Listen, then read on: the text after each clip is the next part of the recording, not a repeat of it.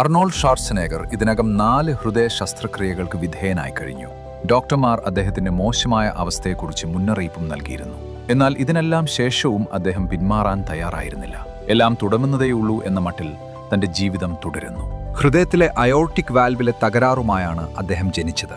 പ്രായം കൂടുന്തോറും ഈ പ്രശ്നം കൂടുതൽ അപകടകരമായി മാറി.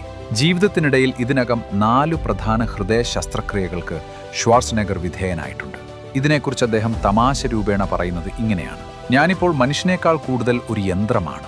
എന്നാൽ ഏറ്റവും ശ്രദ്ധേയമായ കാര്യം, ഈ ഓപ്പറേഷനുകൾക്കെല്ലാം ശേഷവും അദ്ദേഹം പൊതുവേദിയിൽ നിന്ന് അപ്രത്യക്ഷനാവുകയോ അതീവ ജാഗ്രതയോടെയുള്ള ഒരു ജീവിതം നയിക്കാൻ തുടങ്ങുകയോ ചെയ്തില്ല എന്നതാണ്. ഷ്വാർസനേഗർ ഇപ്പോഴും മിക്കവാറും എല്ലാ ദിവസവും വ്യായാമം ചെയ്യുകയും മണിക്കൂറുകളോളം സൈക്കിൾ ഓടിക്കുകയും ചെയ്യുന്നു. പക്ഷേ ഇത്രയൊക്കെ ആണെങ്കിലും ഇന്ന് അദ്ദേഹത്തിന് ഏറ്റവും പ്രധാനം പണമോ പ്രശസ്തിയോ അല്ല.